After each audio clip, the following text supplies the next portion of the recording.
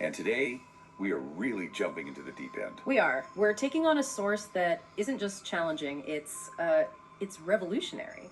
We are wrestling with excerpts from The Secret of Causation and some related testimonials. Right, from people like Tom Murphy and Jean-Claude. And we're trying to solve maybe the single biggest puzzle there is. Yeah. What is the true nature of causation? I mean, what actually makes reality tick? This is a deep dive that really demands your full attention, because it doesn't just offer some, abstract theory about the universe. It offers a radical change in identity for you, the listener. That's a good way to put it. The whole premise is so massive, so all-encompassing, that you basically have to shed every conventional idea you have about power, about religion, and definitely about responsibility. And the source, it sets the stakes incredibly high right from the get-go.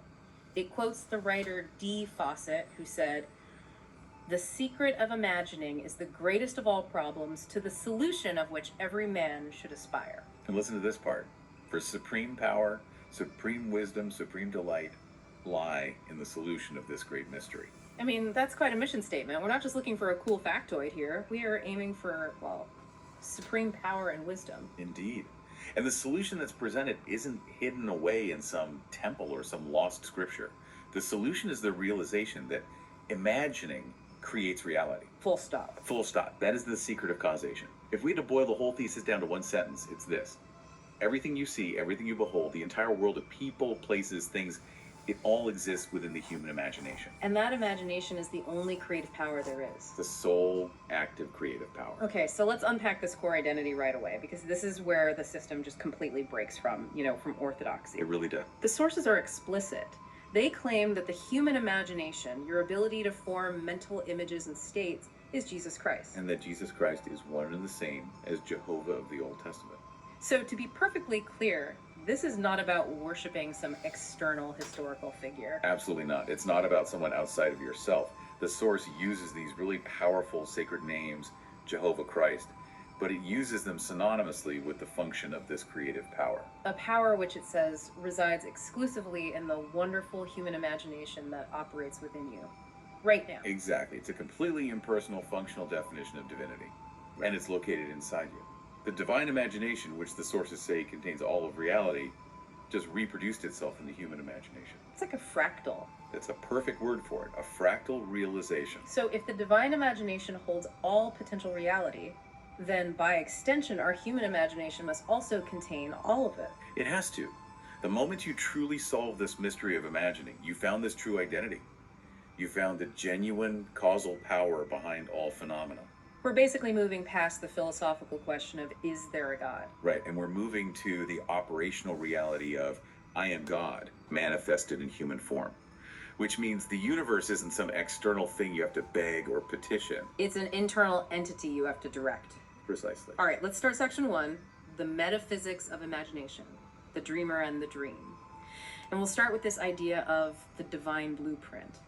The implication is just, it's profound. Yeah. We aren't secondary creations, subject to random rules. No, we are the blueprint. We're just operating in a localized physical form. We're a direct copy of the source. The direct reproduction. And the necessary consequence of this identity is the realization that the world, the entire cosmos, every person, every situation, is simply, and this is the quote, yourself pushed out. Yourself pushed out. The source is just relentless on this point. Everything you see externally is a reflection, a mirror image of the activity taking place inside you, the dreamer, inside your own wonderful imagination. Okay, hang on a second. This is a massive claim. We need to put some friction on this. If the entire world is myself pushed out, what about? What about collective reality? Am I causing the actions of billions of other people? That sounds like, extreme solipsism. It does sound like solipsism. That's because we are trained, from birth to see causation as external. Mm-hmm. But the source argues that while we are all these individual points of the one divine imagination, your specific experience of the world. The people who show up for me, the things that happen to me. Exactly. The people who show up, the opportunities that come, the conflicts you face, all of it is tailored precisely to reflect your dominant inner state. You aren't causing another person's consciousness, but you are causing the version of them that appears in your experience. So they are reflecting my internal state back at me. They're reflecting your internal conflicts or your internal harmonies. So if I walk into a meeting and I'm just terrified of confrontation and the person I'm meeting with is aggressive, that aggression is just mirroring my internal state of conflict. I basically created that aggressive scenario by being afraid of it. Exactly. The source actually clarifies that even biblical references to, say, different races or nations or external enemies like the Philistines, Yeah. these are all just the whole vast world pushed out from the mind of the dreamer. So the giant that David fought. That's whatever giant problem you have in your world, a financial crisis, an illness, a difficult boss. You bring it down by realizing it's not actually external, it's contained within your own mental state, and it's just waiting for you to change the inner dynamic. This leads right into the concept of the sleeping state. Because if the world is us pushed out, then most of us are completely unaware of this. We're living like victims of a process that we are secretly controlling. We're described as being sound asleep in this world. We operate as if the external world, the government, the economy, our boss, fate, has its own separate autonomous power. Power that's totally independent of our inner imaginal state. Right. We see conflicts as these external battles we have to win through physical struggle or, political maneuvering. The source says the moment you realize you are the dreamer and that those external conflicts are actually internal ones. Unresolved issues in my own mind. Unresolved fixations, fears, that's when you find the secret of causation. That's when you start to wake up. Wow.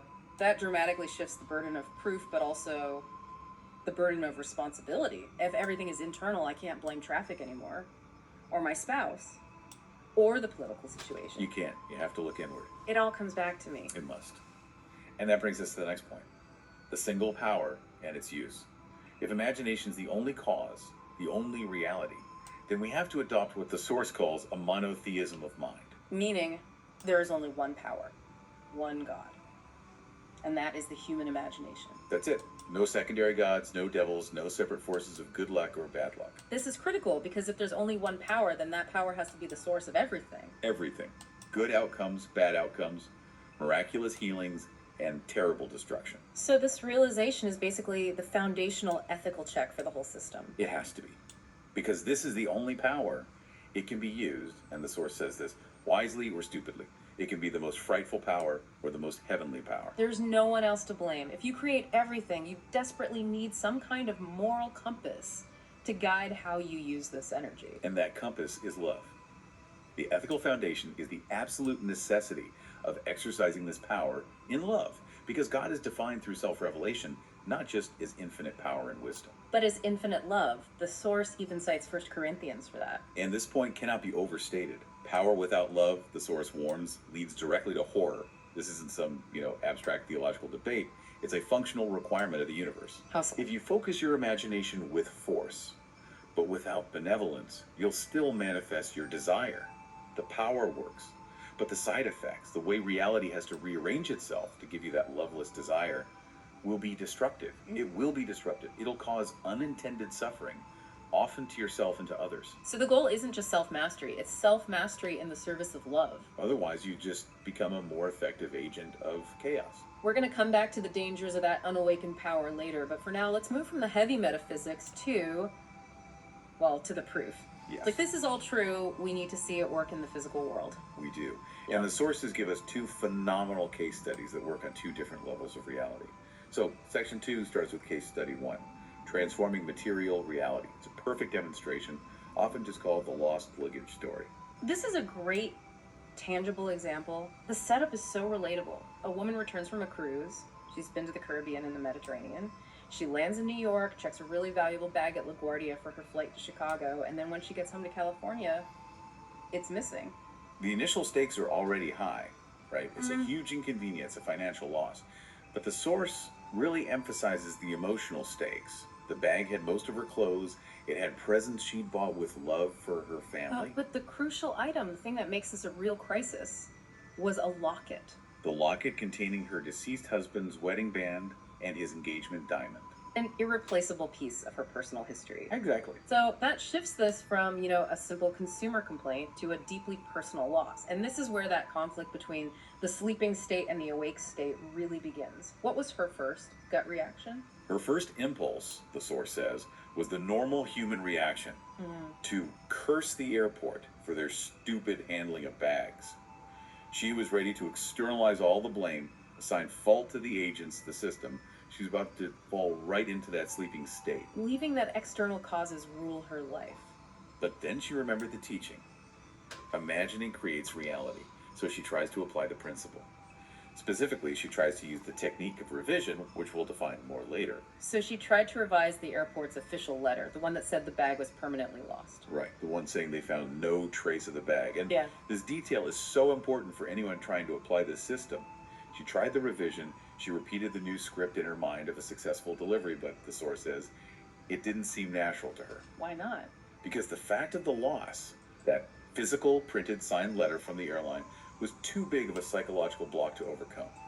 Revision, when you apply it to a very recent, highly upsetting, and officially confirmed external fact, it can meet a lot of inner resistance. It's too hard to believe the revision when the proof of the opposite is staring you in the face. Exactly. So she wisely pivoted. She switched to the technique of natural assumption. She imagined a scene that would naturally follow the possession of the bag. So she bypassed the memory of the loss altogether. Totally. The focus shifted from erasing the past problem to embodying the present solution. So, what was the natural scene? She imagined doing what she would normally do if the bag was safely home. She pictured it on her bed. Pictured it on her bed, unzipping it, smelling the clothes, touching them, opening it up to unpack everything. And she mentally put away the Christmas gifts she'd bought for her family and friends. So she's immersing herself in the state of the wish fulfilled, not just visualizing the bag, but inhabiting the entire sensory experience of having it. And she did this imaginal act every single night, and sometimes during the day. And she made sure, and this is a quote, not one moment any doubt to enter. That relentless maintenance of the state is the absolute key. But she also had to maintain that assumption in her outer world, which I think is often the hardest part. Oh, for sure. She told absolutely no one, not the speaker of the source, not her daughter, not her grandchildren, not her friend, that the bag was officially lost. Her family was asking for their gifts. And she came up with a very clever explanation. She told the children that it takes a long time for baggage to come by freight. She was essentially declaring in her outer reality that the bag was just delayed, not lost. She was living from the assumption that it was already hers and on its way. And that seamless maintenance, interstate matching outer action, that's what the source calls real faith. It's believing so firmly that your actions just naturally align with the desired reality. And the manifestation, which took about 6 weeks, it didn't come as some polite apology from the airline, did it? No, and that's the most compelling twist. It came as an official sounding threat, which ironically reinforced her assumption perfectly. What did it say? 6 weeks later, she gets a letter dated November 26, and it says, if you don't pick up your bag within 5 days, you'll be charged storage. The external world conformed completely. Not by creating a miracle, but by moving the physical bag to a location that demanded her attention, her retrieval. It was the most natural consequence of ownership. And when she got the bag, everything was there. The clothes, the presents. And most importantly, the locket. Her husband's diamond and wedding band. It was all intact. The source also makes a point of saying she wasn't influenced by a similar story the speaker had told before. Right. This wasn't suggestion. She applied the principle purely based on the teaching itself, which makes it a really clean test case. And her own summary quoted in the source is just so profound. She said, I do believe that love's labor is never lost. Everything in it was loved. I knew that if this principle is true, it would have to prove itself in the testing. And it did. That is undeniable proof on the material plane. That story is such a powerful demonstration of how imagination can manipulate physical objects, even across vast distances. But now, let's go deeper. Let's move to case study 2, transforming inner perception. Okay. This takes us beyond just getting a physical item back and into the realm of, well, ultimate psychological and spiritual transformation. This is where we go from demonstrating power over the dream to demonstrating power within the deepest structure of the dream itself. This woman's experience is much more symbolic, but it's just as profound. It starts with this setting. It's a night dream, and she finds herself in her neighbor's living room, surrounded by Mennonites. And the detail about the Mennonites is absolutely key to understanding the symbolism here, isn't it? It is. They're described as being in a fixed state. They're dressing exactly as they did 300 years ago when they first came to the U.S. So they represent rigid, deeply ingrained, unchangeable beliefs.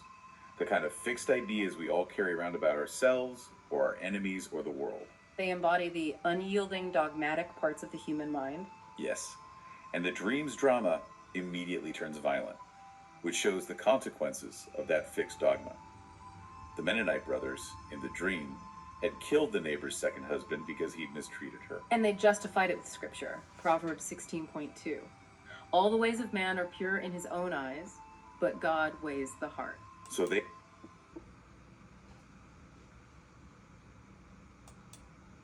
they believe they are morally pure. They're enacting justice based on their own fixed internal moral code. It's a perfect metaphor for self-justified internal conflict. But violence just creates more violence. It escalates. The external threat arrives. Yeah. A big limousine full of men in black carrying machine guns, and they're there for retribution. One man holds a gun to the neighbor. This is the ultimate explosive result of those fixed internal attitudes. It's the cycle of an eye for an eye, just playing out in the theater of her mind. And it sounds like a pretty standard nightmare up until the critical moment of transformation, the moment of waking within the dream. This is the key. Precisely. She wasn't just a passive observer. She says, and this is her quote, "I woke, but I woke in the dream. I didn't wake here in her bed. I woke in the dream, and I realized that the whole thing is taking place within me." That's the moment of pure metaphysical realization. She even quotes William Blake. "All that you behold, though it appears without, it is within, in your own wonderful human imagination." She understood she wasn't a victim of the dream's events. She was the sole projector, the cause. That realization must have given her incredible leverage over what was happening. How did she use it? She applied what's called the technique of arresting activity. She felt this animating energy inside herself, the very energy that was making these figures seem alive and independent, and she consciously, forcefully stopped it. She just seized her own internal reaction to the violence. And what happened when she stopped that internal motion? The source says that the figures, the man with the gun, the neighbor, all of them, they immediately froze like a statue. They became dead, inert images, Proving instantly that they were just projections of her own mind. completely dependent on her animating energy. And this radical stop, this change, this is what the sources define as repentance. Repentance. Now, when most people hear that word, they think of guilt, confession, penance for some moral wrong. Why does this system redefine it so radically? Because the spiritual context here demands a redefinition. Repentance isn't about feeling sorry for yourself. It is metanoia. The Greek word. Right. It's made of meta, which means beyond or after, and noia, which means mind or perception. So it literally means a radical change of mind, a change of perception. The focus is entirely internal. When she arrested the activity, she created this mental vacuum, the space for metanoia. And in that space, she could consciously and lovingly change the intention of those frozen figures because they were really just inert attitudes inside herself. Exactly. So what was the new intention she introduced? She turned to the man with the gun and commanded him. She commanded, "You don't want to kill her, you love her, and she loves you." She inserted the ethical foundation, the love principle, right into the heart of the conflict. And the moment she released her inner energy, the radical transformation was instant. And it externalized inside the dream. Yes. The figures unfroze, and the man immediately put down his gun. He moved with open arms to embrace the woman. The change happened within her mind, but it was reflected immediately in these external figures. And they were bewildered by it. The source says they were stunned. They had no idea that their entire attitude, from murderous revenge to loving embrace, had been changed by an inward force. This is so profound. The first story, the luggage, proves the material application. This one, the dream, proves the radical metaphysical identity and shows the ethical need for love to actively resolve conflict. And the speaker in the source emphasizes that this waking world we're in right now is just as much a dream as that night dream. That woman, by realizing she was the dreamer and stopping the internal activity, she was tasting the power of the age to come. She was functioning from above. She was given the incurrent eye, the eye that sees inward into the world of thought, into eternity, which is seen as the ultimate reward of this whole realization. Okay, so we've established the identity and we've seen two powerful proofs. Now, if we accept this radical premise, we need to know how to use it consciously. Right. That brings us to section 4, the mechanics of the law. How do we, the dreamers, actually engage this power effectively? It starts by grounding yourself in the correct identity. The first point is calling with the name of God. We already established that the name of Jehovah is I am from Exodus 3, but most traditions teach you to call upon the name of God, usually in some formal ritual. The source says this is a mistranslation, or at least a misapplication of the original idea. When Genesis 4.26 says men began to call upon the name of God, the literal Hebrew phrase actually means call with the name of God. Wait, that's a massive semantic shift. Huge. It transforms prayer from a petition, a begging ritual, into a statement of present active identity. So it's not a formal ceremony, it's a constant self-affirmation. This is incredible. Exactly. The practical application is this. You don't ask in the name of God and wait for an answer. You declare the action with the name of God, recognizing that you are the source of the action. So for the luggage story. Who is successfully unpacking the grip. I am, that's calling with the name of God. And for the dream. Who is saying you love her and she loves you. Well, I am, that's calling with the name of God. Every time you use the phrase I am, followed by a state or a condition, you are invoking the fundamental creative power that the sources identify as God. Does this mean we have to constantly police every casual I am statement? Like if I say I am tired, am I actively creating fatigue? That's a great question about focus and feeling. The source suggests that while all I am statements are invocations, the power is really amplified when you fuse that statement of identity with intense feeling and sustained attention. So my casual speech probably lacks the emotional conviction to make a big reality shift. Generally, yes. But when you apply the I am to a desired state, I am wealthy, I am healthy, and you really maintain that feeling, now you're using the I am consciously and very, very powerfully. Okay, moving on to the next mechanic, the pruning shears of revision. Tom Murphy, one of the other witnesses in our sources, talks a lot about this. This is what the lost luggage lady tried at first and failed. Right. Revision is the practice of consciously using your imagination to change a past event. Could be from this morning, could be from decades ago, that still troubles you. You do it by simply remembering it differently. You're not denying the external physical fact happened. You're removing its emotional and causal grip on your present self. Exactly. And the purpose is highly strategic.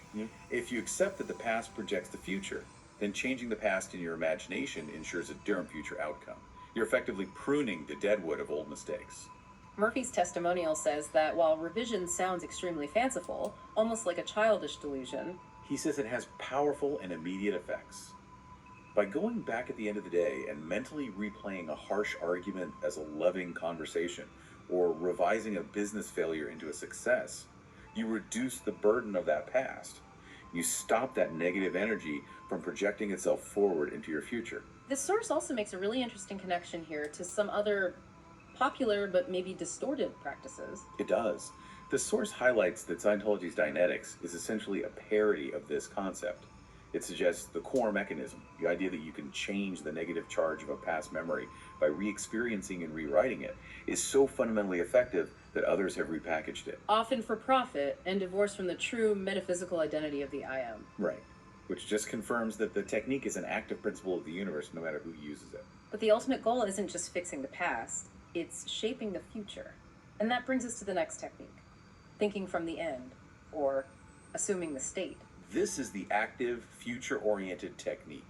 It's about imagining you are already in the being state, where your desired outcome has already been achieved. You shape this goal morning, noon, and night, and you refuse to allow any doubt to enter. This is exactly what the woman with the lost luggage did so successfully. She assumed the state of having the bag and unpacked it in her mind. And the source emphasizes this as an extremely powerful technique, because when your inner state changes, when you truly inhabit the feeling of the wish fulfilled, your environment, your relationship to it, it must also change. Reality scrambles to catch up. This is also where the sources include a pretty significant word of caution, that kind of learned moderation from Tom Murphy. Yes, he warns that excessively ambitious outcomes have had highly disrupting effects as they manifested. What does that disruption look like in practice? If I'm just imagining a better job, why would that be disruptive? Because the world is designed to reflect your current state. If you suddenly assume a massive, radically different state like, say, becoming a CEO overnight, the environment around you has to shatter its existing structures to make room for that new reality. So I might lose my house, or my spouse might leave, or my current business partnership could just violently collapse. Because those things are incompatible with the new state. Murphy advises taking baby steps to better handle the inevitable, powerful changes and synchronicities this power produces. You need to prepare yourself emotionally and practically for the scale of the reorganization. That makes the next section, Personal Proofs of the Law, really fascinating because it details the immediate radical success of this Canadian consultant, Jean-Claude. He achieved a major career jump, demonstrating this power very quickly. Jean-Claude's story is a really compelling contemporary example of thinking from the end. He was a French language consultant for the Canadian government, and he was frustrated. He wanted a management position with subordinates, executive hours. And he made the bold move of quitting his job, which the source says not to copy without strong conviction, and he set out to prove the law immediately. He specifically targeted a management position in the biggest grocery chain in Canada, even though he didn't have the business degrees or management qualifications you'd normally need. After his first interview, he immediately started the Imaginal Act. He detailed the scene perfectly, didn't he? Focusing on all the sensory details. Oh yeah. He imagined using an access card to get into the building, feeling the cool plastic in his hand, greeting the specific receptionists by name, walking to his office, eating in his cafeteria, mingling with colleagues as a manager. But most importantly, he used the crucial voice technique. The voice technique, that's hearing the auditory confirmation of the wish fulfilled, right? Yes. He didn't just see it, he heard it. He heard the lady on the phone telling him exactly this. We are offering you the position with the salary you asked. When can you come to sign the offer letter? He rehearsed that specific auditory confirmation over and over until he fell asleep. Making the state feel absolutely real. And what was the timeline for this manifestation? Phenomenally fast. The very next day it happened.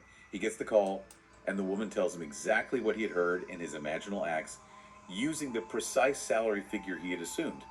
He got the job, Beating out over 400 more qualified candidates. despite having no formal background in grocery management. That's the law just bypassing external limitations completely. Qualifications, degrees, competition, all of it becomes irrelevant compared to the internal assumption. And the proof kept going well beyond the job offer. He maintained the imaginal act of being a successful, innovative manager all through his probation period. After only 3 months, halfway through probation, he was getting huge kudos, unexpected bonuses. 2 weeks of vacation he wasn't even entitled to, movie passes, luxury gift certificates. And they're already talking about a salary raise, which proves the law operates continuously based on the state you assume. Jean-Claude's testimony also confirms this power is transferable. You can apply it for other people, which brings up even more ethical questions about influence. Right. He helped an employee manifest a brand new BMW after only 3 weeks of imagining for her. Another employee needed a new house and a big raise to make it happen. Jean-Claude imagined the raise for him, and the employee got a hefty raise. Simply because he believed Jean-Claude's wild claims. And finally, a really specific example showing the law overcoming bureaucracy. He helped his wife get a public school teaching job, even though she lacked the necessary provincial certificate. The system just made an exception for her. The law knows no limitation. It overrides external rules when the internal state is held firm. These proofs all reinforce the central claim. If you're the dreamer and the world is yourself pushed out, your imagination is the only power, and it isn't constrained by paper qualifications or institutional rules, only by the assumption you maintain. This brings us right back to that ethical discussion. This level of power to manipulate reality to influence others, as Jean-Claude did for his employees, it's truly terrifying if it's used without that foundational awakening that the self is love. Which is why we have to move to Section 5. The wisdom of power and the assemblage of witnesses starting with power misused. This is the source's critical reality check. It shows the dark side of what happens when someone stumbles onto this power unconsciously. The source brings up a deeply disturbing contemporary murder trial. It involved a young man who fell into a power of which he is totally unaware. This was a case where simple, cultured people became his slaves and were compelled to do murderous things. The victims were believed to number 7. This is the absolute dark side of uncontrolled imagination. If you're not operating consciously in love, if you're unaware of your own causal power, you can unintentionally influence others toward destruction just as easily as toward creation. Driven by your own unexamined psychological issues. The young man, acting as this unwitting dreamer, projected his inner horror onto the external world, and the others, who were in the sleeping state, just became reflections or extensions of his will. And the legal system, which is designed around a belief in an external physical world, it just couldn't cope with a concept like mental causation. The source discusses the legal paradox here. This is a perfect example of the sleeping state of the collective. The courts do not accept the idea of mental control or imaginal causation. They can't recognize that a person can be the controlling mind without physically doing the act. So it was impossible to charge the boy for the murders if he didn't physically commit them. The law focuses on the physical symptom, but never the metaphysical disease. Exactly. The source uses a great analogy for how approximate cause is treated in law.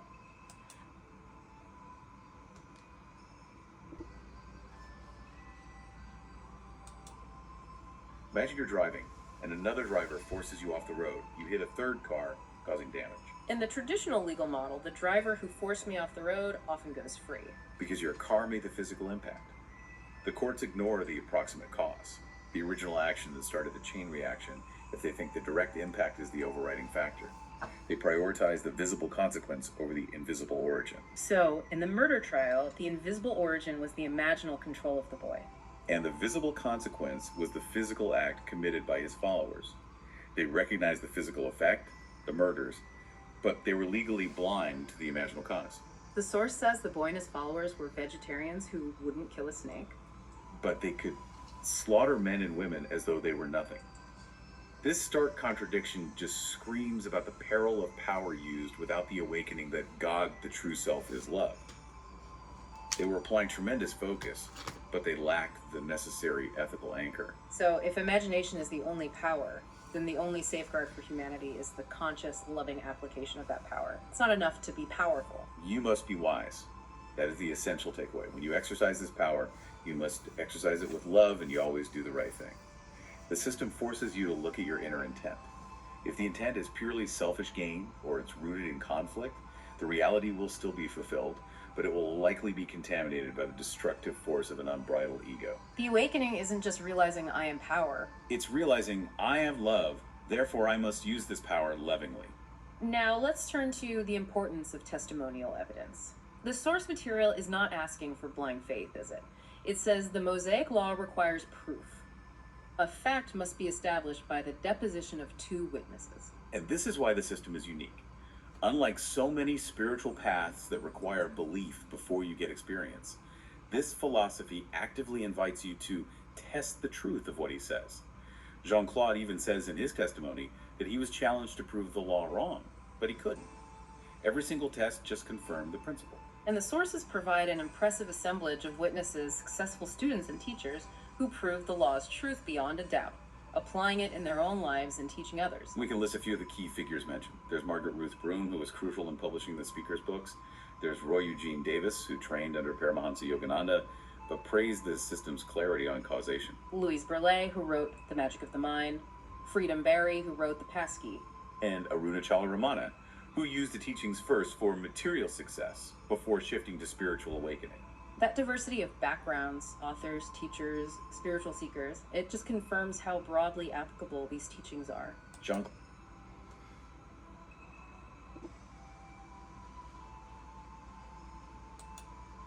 Claude even notes that he duplicated a specific feat mentioned in the sources, receiving a check twice for the exact same work, proving the mechanism itself is consistently reproducible. And this brings us back to the two levels of application, which we saw in our first two case studies. The lady with the lost bag proved the law on the visible, material level of the dream, influencing the movement of physical matter. But the woman with the dream vision went to the deeper level of psychological and spiritual identity. She arrested the internal conflict, she received the incurrent I, and she tasted the power of the age to come. One is a proof of material control. The other is a proof of ultimate spiritual awakening. Both are valid successes, but the ultimate goal is that internal transformation. The ultimate goal, as the source says, is to eventually awaken this dream and depart from this world, returning to the being that we really are, the creator of it all. But until that ultimate awakening, we have to accept the immense weight of the final responsibility. The world is a play, and we are not just spectators. We are the actor, writing the script, changing the plot as we go. And the warning is stark. If you do not control your imaginal activity, if you let your focus drift into fear, worry, blame, lack, it will be controlled by another. You will become a slave, the victim of the other. And this other could be a contemporary person using their own wild, unawakened imagination, or it could just be the accumulated fixed ideas of society. Like the 300-year-old attitudes of conflict and judgment embodied by the Mennonites in the dream. If we are not consciously directing the play, We are being directed by the unconscious, fearful assumptions of the collective. So the solution is constant awareness and control over your inner state. You must always be aware of your imaginal activity, or at the very least, be aware of the end you are shaping, and not allow doubt to enter for one single moment. The Source says the day will come when you awaken this dream and realize the whole vast world is as dead can be, and it's only reflecting the activity of your own wonderful human imagination. The synthesis of this entire deep dive seems clear. The one and only God is your own wonderful human imagination. And we have to consciously move from that sleeping state where we blame external causes to the awake state where we consciously assume the loving desired end. It's the active, continuous practice of calling with the name of God. I am the one manifesting this reality, and I am responsible for its content. If that lost luggage can be retrieved just by assuming the feeling of unpacking it, and if a scene of murder in a nightmare can be transformed into a loving embrace just by arresting the inner activity and inserting love, then the world you see is truly yourself pushed out. It has to be. So here's a final provocative thought for you, the listener, to carry forward from this deep dive. If the physical world is merely a reflection of your state, how much of your current reality, your persistent problems, your fixed obstacles, the people who seem unchangeable, are simply inert, frozen concepts within your own mind, just waiting for you to arrest the inner activity, cease the conflict, and apply a radical, loving change of mind? The entire universe is waiting for you to test this power,